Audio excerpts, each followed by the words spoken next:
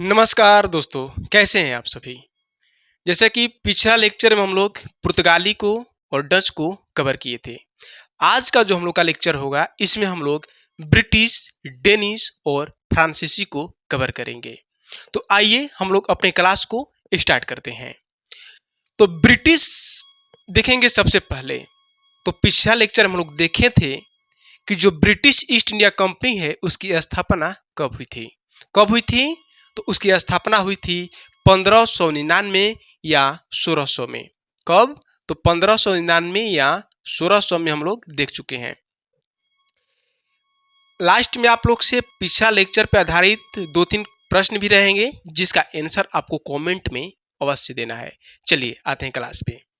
तो हम लोग देखें कि जो ब्रिटिश ईस्ट इंडिया कंपनी है उसकी स्थापना कब हुई? 1599 या 1600 में।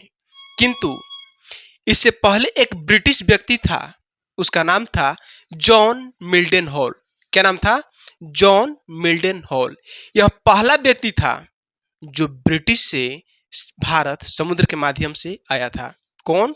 तो जॉन मिल्टन हॉल। कब आया था? तो 1597 में। कब? 1597 में आया था।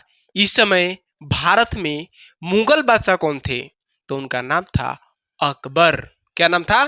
तो उसका नाम अकबर था और अकबर के समय जॉन मिल्टन हॉल भारत आने वाला पहला ब्रिटिश व्यक्ति था। ओके, समझ में आया? चलिए आगे बढ़ते हैं।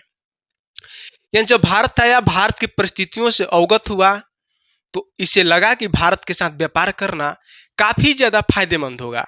और यहाँ जब ब्रिटिश गया तो वहां के लोगों को, वहां की सरकार को बताया और वहां पर 217 व्यापारियों के द्वारा मिलकर एक कंपनी का निर्माण किया गया जिसे ही ब्रिटिश ईस्ट इंडिया कंपनी के नाम से जानते हैं। ओके, क्लियर हुआ? चलिए, तो कितने व्यापारियों के द्वारा मिलकर इस कंपनी का निर्माण किया गया था? तो 217 व्यापारियों के द्वारा। चलिए, कंपनी का तो निर्माण हो गया। इस कंपनी को व्यापार करने के लिए सरकार की अनुमति भी तो लेनी होनी पड़ती थी। हाँ, उस समय जो ब्रिटिश महारानी थी उनका नाम था महारानी एलिजाबेथ। क्या नाम था? महारानी एलिजाबेथ। इनके द्वारा 31 दिसंबर 1600 को, कब? 31 दिसंबर 1600 को इस कंपनी को भारत या पूर्वी देशों के साथ व्यापार करने के लिए अनुमति प्रदान किया गया। कब? तो 31 दिसंबर 1600 ईस्वी में। किंतु इनके द्वारा जो अनुमति प्रदान किया गया था वह मात्र केवल कितने वर्षों के लिए था? तो वह 15 वर्षों के लिए था कि जो कंपनी है वह भारत या अन्य पूर्वी देशों के साथ मात्र 15 वर्षों के लिए व्यापार कर सकती है। किंतु आगे चलकर 1609 में वहां के ब्रिटिश राजा रहते हैं जिनका नाम था जेम्स प्रथम। क्या नाम था? जेम्स प्रथम। और इन जेम्स प्रथम के द्वारा ये जो समय बाउंड था 15 वर्ष, इसे समाप्त कर दिया गया और समाप्त करके जो समय सीमा है इसे अनिश्चित काल के लिए कर दिया गया। तो किसके द्वारा किया गया था? तो जेम्स प्रथम के द्वारा। कब किया गया था?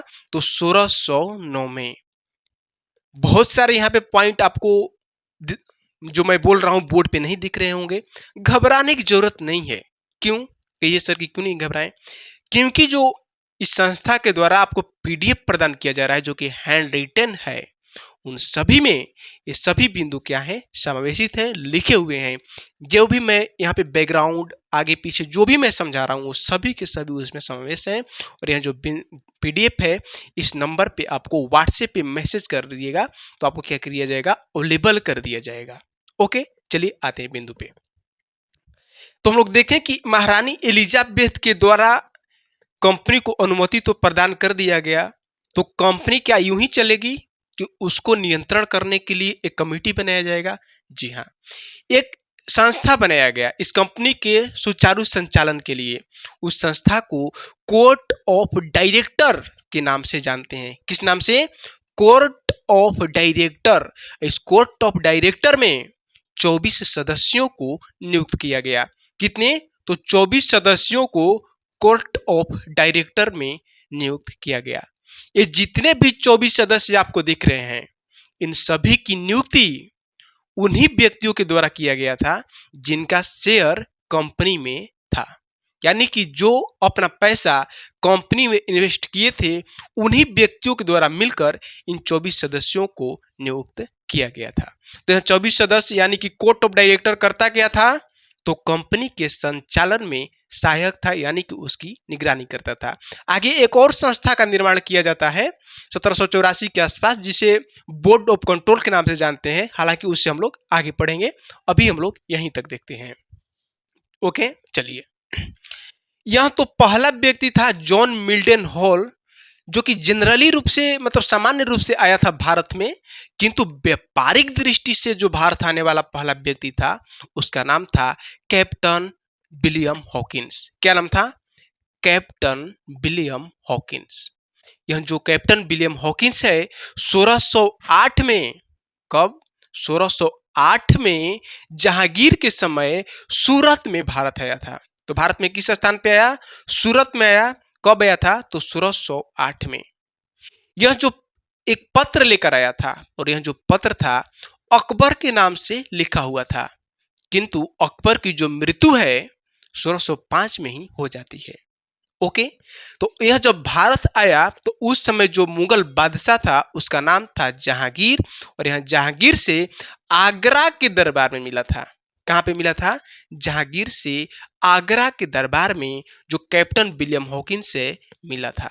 और यह जो कैप्टन विलियम हॉकिंस है एक जहाज से आया था, और उस जहाज का नाम क्या था? तो उस जहाज का नाम था हेक्टर। क्या नाम था? उस जहाज का नाम हेक्टर था, और हेक्टर जहाज से यह आया था। यह तो ब्रिटिशों का पहला अभियान था, किंतु इसके बाद दूसरा अभियान होता है।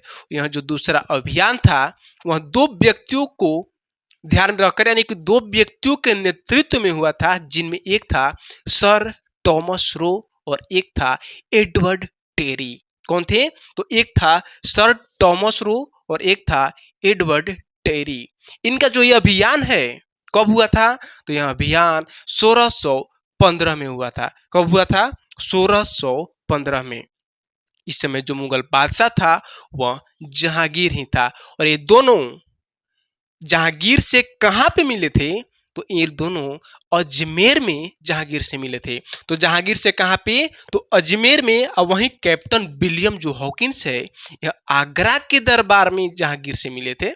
इसको आप लोग ध्यान में रखिएगा। चलिए, इसके अलावा जब जब कैप्टन विलियम हॉकिंस आया तो जहांगीर से व्यापार करने की अनुमति लिया, किंतु हुआ क्या कि इस समय जो मुगल दरबार था उसमें पुर्तगालियों का काफी ज्यादा प्रभाव था। किनका? पुर्तगालियों का। इस वजह से पुर्तगालियों के प्रभाव में आकर जो मुगल बादशाह जहांगीर है अपनी अनुमति वापस ले लेता है, यानी कि व्यापार करने का जो अनुमति प्रदान किया उस अनुमति को जहांगीर ने वापस ले लिया।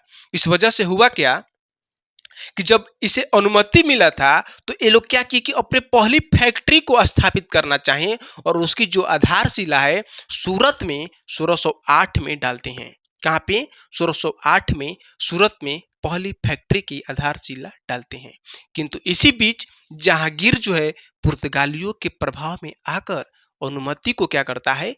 वापस ले लेता है। इस वजह से जो यह फैक्ट्री निर्माण हो रहा था इस निर्माण कार्य को रोका गया। क्या किया गया? इस निर्माण कार्य को बंद करना पड़ा। तो इसके बाद क्या हुआ कि 1611 में एक व्यक्ति आता है जिसका नाम है कैप्टन मिडल्टन। क्या नाम है? कैप्टन मिडल्टन 1611 में आया, और यह पहला व्यक्ति था जो व्यापार करने के लिए भारत में व्यापार करने के लिए मुगल बादशाह से अनुमति लेने में पूर्ण रूप से सफल हुआ। कौन? तो कैप्टन मिडल्टन। और जब यह अनुमति ले लिया तो इसके बाद हुआ क्या कि जो पहली फैक्ट्री की स्थापना हुई वह 1611 में मसूलीपट्टनम में हुआ। कब? तो 1611 में। कहाँ पे? तो मसूलीपट्टनम में है। मसूलीपट्टनम कहाँ पे है? तो आंध्र प्रदेश में स्थित एक क्षेत्र है। चलिए आगे बढ़ते हैं। और इसके साथ ही यह जो सूरत की जो फैक्ट्री है यह बंद पड़ा था, उसका भी निर्माण कार्य प्रारंभ होता है और यह 1613 में पूर्ण होता है। ये कब होता है? 1613 में पूर्ण होता है। इसी वजह से कहा जाता है कि जो ब्रिटिश ईस्ट इंडिया कंपनी है उसकी जो पहली फैक्ट्री कहाँ पे स्थापित हुई थी, तो पहली फैक्ट्री 1611 में मसूलीपट्टनम में। ओके, यही आधारशिला एग्जाम में देगा कि पहली फैक्ट्री की आधारशिला कहाँ पे डाला गया था, तो उसमें कौन आएगा, तो उसमें यहाँ आएगा 1608 में सूरत में। कि तुम मैक्सिमम एग्जाम में ये वाला देता है 1611 में मसूलीपट्टनम वाला की पहली फैक्ट्री पूछता है। ओके, चलिए इसको ध्यान में आप लोग रखिएगा। इसके बाद 1661 का समय आता है। तो इस 1661 में होता क्या है ये भी आप लोग जानना चाहेंगे, चलिए जानते हैं। 1661 में जो ब्रिटिश राजा थे उनका नाम था चार्ल्स द्वितीय। क्या नाम था? चार्ल्स द्वितीय। और उस समय पुर्तगालियों की राजकुमारी थी जिनका नाम था कैथरीन ब्रेंगाजा। क्या नाम था? कैथरीन ब्रेंगाजा। और कैथरीन ब्रेंगाजा का जो विवाह है चार्ल्स द्वितीय से होता है। किसे? चार्ल्स द्वितीय से होता है। और इस वजह से जो पुर्तगाली हैं वो बंबई के क्षेत्र को चार्ल्स द्वितीय को दहेज के रूप में प्रदान करते हैं। और चार्ल्स द्वितीय जो है इस बंबई क्षेत्र को क्या करता है कि ईस्ट इंडिया कंपनी को प्रदान कर देता है और उसके बदले यह 10 पाउंड वार्षिक किराया कंपनी से वसूल करता है। ओके, कब प्रदान किया था कंपनी को? तो 1668 में। हम लोग देख लिए कि 1661 में क्या हुआ, तो चार्ल्स द्वितीय को बंबई दहेज में प्राप्त हुआ और इसे वो क्या किया, 10 पाउंड वार्षिक किराया पे कंपनी को प्रदान कर दिया। इसी बंबई क्षेत्र को मिलाकर बंबई नगर को स्थापित किया गया और इस बंबई नगर को जो स्थापित करने वाला व्यक्ति था यानी ब्रिटिश अधिकारी था वह कौन था, तो उसका नाम था जेराल्ड ओंगियर। क्या नाम था उसका? तो उसका नाम जेराल्ड ओंगियर था। यानी कि बंबई नगर को स्थापित करने वाला कौन व्यक्ति था, तो उसका नाम था जेराल्ड ओंगियर। ओके, ध्यान में रखिएगा। आपको एक बार फिर याद दिला रहा हूं कि जितने भी पॉइंट आपको दिख रहे हैं ना बोर्ड पे, वो सभी के सभी एग्जाम के दृष्टि से बहुत ज्यादा महत्वपूर्ण है, बहुत ज्यादा। ओके, और आप लोग प्लीज टाइम अपना बचाएं, इससे नोट करने में आप टाइम वेस्ट न करें। यही कार्य हूबहू क्लास पर आधारित ही हैंड रिटन पीडीएफ प्रदान किया गया है आपकी सुविधा के लिए। आपको बस इस नंबर पे व्हाट्सएप करना है, आपको प्रदान कर दिया जाएगा। चलिए आगे बढ़ते हैं। तो ये जो बंबई है, बंबई नगर तो स्थापित हो गया। तो नगर स्थापित जब हो गया तो इसे जितने भी भारत के पश्चिमी भाग में व्यापारिक कार्य ब्रिटिशों का होता था उसका जो मुख्यालय है 1687 में इस बंबई को ही बनाया जाता है। तो बंबई को मुख्यालय 1687 में बनाया जाता है किस क्षेत्र का, तो पश्चिमी भाग का। ओके, समझ में आया? तो बंबई को किस क्षेत्र का मुख्यालय बनाया गया? पश्चिमी भाग का। क्यों? क्योंकि यहाँ जो भारत है उस भारत के पश्चिमी क्षेत्र में अवस्थित है। ओके, चलिए इसके बाद हम लोग देखेंगे कि अजीम उस शान का नाम भी बहुत ज्यादा महत्वपूर्ण है। क्यों? क्योंकि यह क्या था कि यह बंगाल का एक शासक था और इसके द्वारा बंगाल के 3 क्षेत्रों को, जो कि एग्जाम की दृष्टि से काफी महत्वपूर्ण है, वह कौन से क्षेत्र थे, तो एक था सूतानाती, एक था कालीकता और एक था गोविंदपुर। कौन कौन? सूतानाती, इसके अलावा गोविंदपुर और कालीकता। इन तीनों क्षेत्रों को अजीम उस शान ने क्या किया कि इन क्षेत्रों की जो जमींदारी है वो ब्रिटिशों को प्रदान कर दिया। किसे?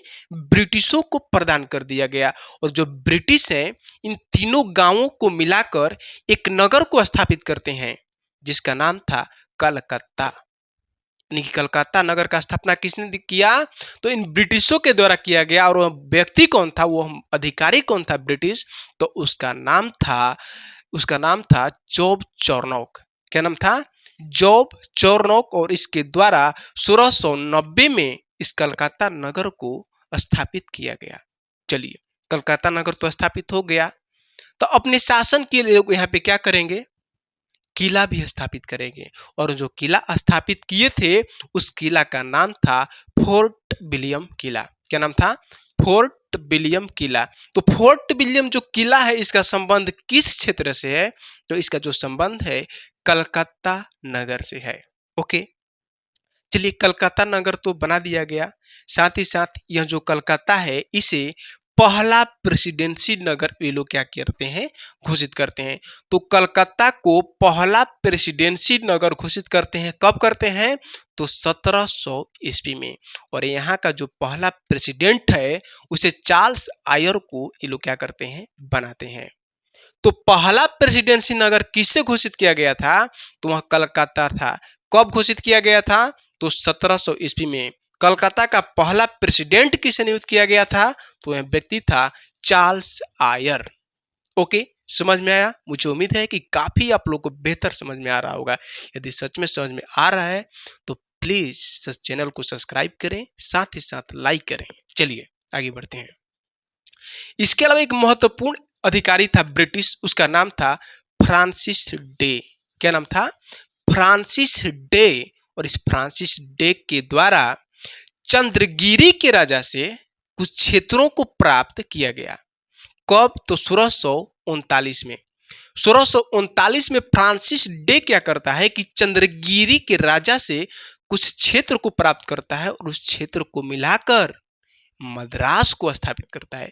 किस क्षेत्र को? तो मद्रास का निर्माण करता है। ओके, और इस मद्रास में एक किला का निर्माण किया गया जिसका नाम था फोर्ट सेंट जॉर्ज। क्या नाम था? फोर्ट सेंट जॉर्ज किला। कहां पे? तो मद्रास में। और इस मद्रास को ये लोग क्या करते हैं कि कोरोमंडल तट का मुख्यालय बनाते हैं। इस मद्रास को कोरोमंडल तट का मुख्यालय बनाते हैं। कहिएगा सर ये तो ठीक है, कोरोमंडल तट आप बता दिए, ये भी बता दीजिए कि कोरोमंडल तट जो है कहाँ पे है, तभी तो बेहतर समझ में आएगा। चलिए जानते हैं। यह जो कोरोमंडल तट है, देखिएगा कि जो तमिलनाडु आंध्र प्रदेश का जो क्षेत्र है पूर्वी तट है, उसी तट को हम लोग कोरोमंडल तट के नाम से जानते हैं। और इसी तट का जो मुख्यालय है मद्रास को बनाया गया। चलिए आगे बढ़ते हैं। इसके अलावा एक जो महत्वपूर्ण व्यक्ति था हम लोग देख चुके हैं कैप्टन मिडल्टन के विषय में कि 1611 में भारत आया था जहांगीर के समय में। और यह पहला ब्रिटिश व्यक्ति था जो मुगलों से व्यापार करने की अनुमति लेने में पूर्ण रूप से क्या हुआ, सफल हुआ था। चलिए हम लोग देख चुके हैं कि जो पहला कारखाना था वह 1611 में मसूलीपट्टनम में स्थापित होता है। किंतु यदि एग्जाम में पूर्वी भारत का पूछ देगा कि पूर्वी भारत का जो पहला फैक्ट्री या कारखाना था उसको स्थापित ब्रिटिशों के द्वारा कहाँ किया गया था, तो उसमें हो जाएगा बालासोर उड़ीसा। कहाँ पे? बालासोर उड़ीसा। ओके, कब किया गया था? तो 1633 ईस्वी में इसका निर्माण किया गया था। ओके, समझ में आया? चलिए इसके बाद 1686 में एक घटना घटती है। होता क्या है कि एक हुगली क्षेत्र है, बंगाल में हुगली क्षेत्र था, समुद्र से सटा हुआ क्षेत्र था। इस हुगली में पुर्तगाली ब्रिटिशों का काफी ज्यादा प्रभाव था। और वे करते क्या थे कि यहाँ पे जहाजों आदि को, व्यापारिक जो जहाजें थे इन सभी को लूटने का कार्य लगते हैं करने। साथ ही साथ ब्रिटिशों के विरुद्ध ये लोग क्या करते थे, मुगलों के विरुद्ध क्या करते थे, ये लोग इस उनके शत्रुओं को संरक्षण दे रहे थे। इस वजह से जो उस समय मुगल बादशाह था 1686 में, उसका नाम था औरंगजेब। क्या नाम था? औरंगजेब इस समय मुगल बादशाह था। औरंगजेब के विषय में आप लोग जानते हैं कि काफी क्रूर व्यक्ति था, वो काफी क्रूर शासक था। और उसके द्वारा 1686 में क्या किया गया कि हुगली पर आक्रमण किया गया। और आक्रमण करके यहाँ से ब्रिटिशों को क्या कर दिया, बाहर खदेड़ दिया। जिसके वजह से मसूलीपट्टनम, नागपट्टनम आदि क्षेत्रों से यहाँ तक कि विशाखापट्टनम से भी जो ब्रिटिशों का प्रभाव है समाप्त हो जाता है। चलिए ब्रिटिशों का तो प्रभाव समाप्त हो गया। क्या ब्रिटिश इतने मूर्ख थे कि वे आसानी से भारत छोड़ दें? नहीं। इसके अलावा ब्रिटिश क्या करते हैं कि मुगल बादशाह से समझौता करते हैं। और उस समझौता में यह तय होता है कि जो ब्रिटिश हैं क्या करेंगे कि हर्जाने के रूप में 1.5 लाख रुपया इस मुगल बादशाह औरंगजेब को प्रदान करेंगे। उसके बदले जो ये औरंगजेब है क्या करेगा कि फिर से भारत में व्यापार करने के लिए इन ब्रिटिशों को अनुमति प्रदान करेगा। तो इस संधि में क्या हुआ, तय हुआ था। तो कब हुगली को ये लोग क्या हुए थे, तो लूटे थे, तो 1686 में, और इसमें मुगल बादशाह औरंगजेब था। यहाँ की कहानी को समझ लिए आप लोग। चलिए आगे बढ़ते हैं। इसके बाद सबसे जो महत्वपूर्ण है एक मैग्ना कार्टा है। तो मैग्ना कार्टा के पीछे क्या कहानी है, चलिए उसको समझते हैं। होता क्या है कि 1617 का समय था। कब का, 1617 का।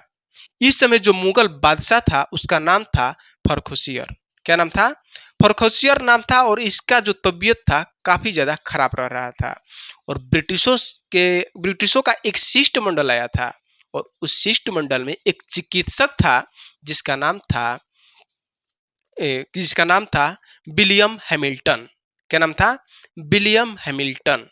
और उस विलियम हैमिल्टन के द्वारा इस फर्रुखसियर का इलाज किया गया, जिससे फर्रुखसियर क्या हुआ, स्वस्थ हो गया, यानी कि ठीक हो गया।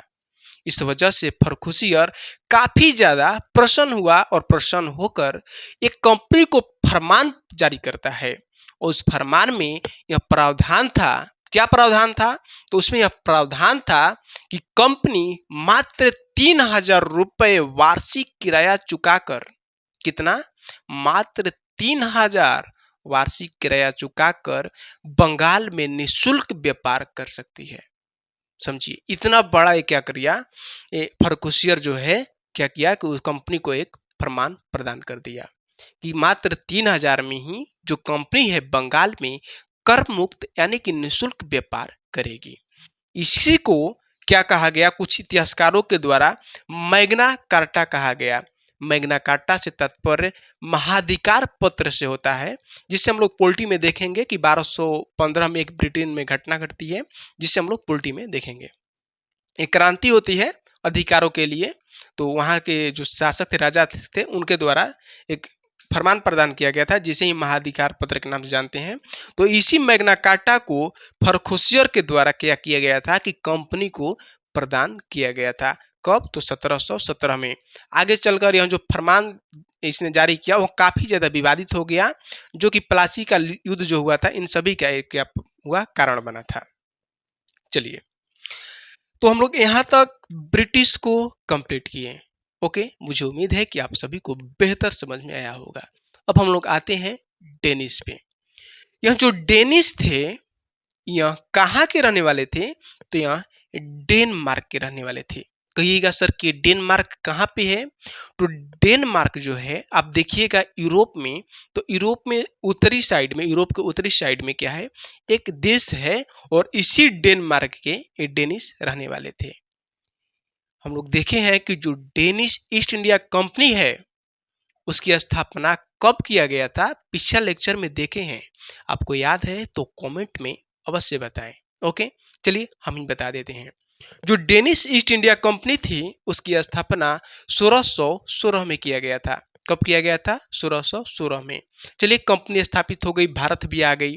तो व्यापार करने के लिए, व्यापारिक गतिविधियों को सुचारू संचालन के लिए ये लोग क्या करेंगे कि ये लोग भी अन्य कंपनियों की तरह अपनी फैक्ट्री को स्थापित करेंगे, और इनके द्वारा जो पहली फैक्ट्री स्थापित किया गया था वह फैक्ट्री 1620 में स्थापित किया गया था। कब, 1620 में। कहिएगा सर कि कहाँ स्थापित किया गया था, तो उस स्थान का नाम था तंजौर। क्या नाम था, तंजौर। कहाँ पे है, तो यह तमिलनाडु में है। आपको कहीं कहीं इस तंजौर को ट्रावनकोर भी दिया रहेगा।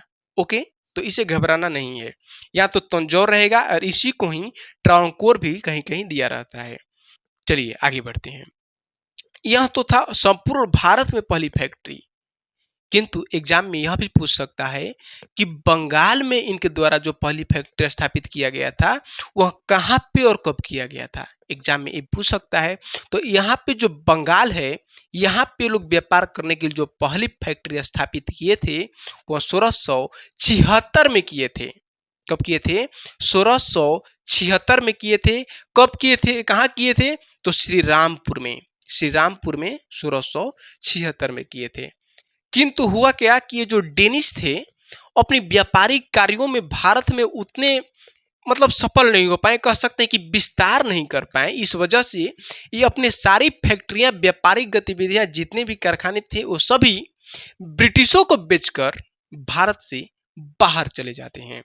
तो कब 1745 में जो डेनिस है भारत से बाहर चले गए। ओके, आया समझ में? मुझे उम्मीद है कि आप लोग को बेहतर समझ में आ रहा होगा। तो डेनिस में बस इतना ही देखना है, डेनिस से इससे ज्यादा देखने की जरूरत नहीं है। चलिए इसके बाद हम लोग आते हैं फ्रांसीसी पे। ओके, तो आप लोग को याद होगा कि जो फ्रांसीसी है तो वहां की जो कंपनी थी उस कंपनी का क्या नाम था? क्या नाम था? तो उस कंपनी का नाम था फ्रेंच ईस्ट इंडिया कंपनी। क्या नाम था? French east India company. और जो फ्रेंच ईस्ट इंडिया कंपनी है इसकी स्थापना भी तो बताए हैं कि कब हुआ था। याद है कुछ या फिर भूल चुके हैं? भूल चुके हैं या फिर याद है? चलिए कोई बात नहीं, हम याद दिला देते हैं। वह जो कंपनी है उसका स्थापना हुआ था 1664 में। कब हुआ था? 1664 में फ्रेंच ईस्ट इंडिया कंपनी को स्थापित किया गया था। यह जो कंपनी था इसको स्थापित करने में फ्रांस के शासक लुई 14वां, क्या नाम था? लुई 14वां और उसका मंत्री कॉलबर्ट। तो फ्रांस का शासक लुई 14वां और उसका मंत्री कॉलबर्ट के प्रयास से किया गया था। चलिए उससे हम लोग वहीं छोड़ते हैं, यहाँ पे आते हैं। यह जो कंपनी था सरकार के द्वारा स्थापित किया गया था, यानी कि कह सकते हैं कि इस कंपनी पर सरकार का नियंत्रण था। यानी कि जितने भी खर्च होते थे उन सभी का जो भार था सरकार पर ही पड़ता था। यानी ये भी हम इससे निष्कर्ष निकाल सकते हैं कि जिस कंपनी को कोई भी निर्णय, कोई भी महत्वपूर्ण कार्य करने से पहले इस सरकार से अनुमति लेनी पड़ती होगी। जी हाँ, तो ऐसा ही कुछ मामला था। इसी वजह से जो फ्रांसीसी हैं कहीं ना कहीं क्या होते हैं कि सरकारी हस्तक्षेप की वजह से भी ब्रिटिशों में प्रतिस्पर्धा में पिछड़ जाते हैं, क्योंकि जो डुप्ले था वो काफी महत्वपूर्ण, एक तरह से कह सकते हैं कि फ्रांसीसियों का गवर्नर था, जिसे एक हार में वो हार जाता है और जो सरकार है उसे क्या करती है, वापस बुला लेती है। तो कहीं ना कहीं इस सरकार का सबसे बड़ी भूल था। चलिए उसे हम लोग आगे वीडियो में देखेंगे, अभी हम लोग यहाँ पढ़ते हैं। तो हम लोग देखें कि जो कंपनी था सरकार के द्वारा नियंत्रण किया जा रहा था। जो फ्रांसीसियों का पहला अभियान था वह पहला अभियान होता है, कब होता है? तो 1667 में। कब होता है? 1667 में। किसके नेतृत्व में होता है? वह कौन व्यक्ति था? तो उसका नाम था फ्रैंको कैरो। क्या नाम था? Franco Cairo. ये लोग भी अन्य कंपनियों की तरह क्या करेंगे? व्यापार करने के लिए फैक्ट्री को स्थापित करेंगे। और ये लोग जो पहली फैक्ट्री स्थापित किए थे वो 1668 में सूरत में किए थे। कब किए थे? 1668 में। कहाँ पे किए थे? तो सूरत में। किंतु इसके अगले साल ही, यानी एक साल बाद ही ये लोग दूसरी फैक्ट्री को स्थापित करते हैं। कब? तो 1669 में। कहाँ पे? तो मसूलीपट्टनम में। कब दूसरी फैक्ट्री? 1669। कहाँ पे? तो मसूलीपट्टनम। चलिए यहां तक समझ में आ गया होगा। इसके अलावा ये देखेंगे कि एक महत्वपूर्ण व्यक्ति था जिसका नाम था फ्रैंको मार्टिन। Franco Martin. इस फ्रैंको मार्टिन के द्वारा 1673 में, कब? 1673 में वेलिकोंडापुरम के सूबेदार शेर खा लोदी। कहाँ के सूबेदार? वेलिकोंडापुरम के सूबेदार शेर खा लोदी।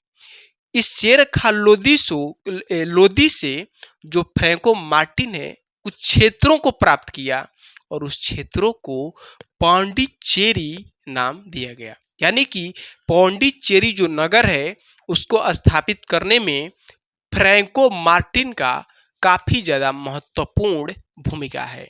चलिए पांडिचेरी नगर तो स्थापित हो गया और यहाँ पे शासन के लिए, यहाँ पे नियंत्रण स्थापित करने के लिए लोग क्या करेंगे?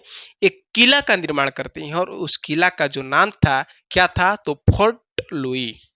फोर्ट लुई किला कहाँ पे स्थापित किए थे? तो स्थापित किए थे पांडिचेरी नगर में। चलिए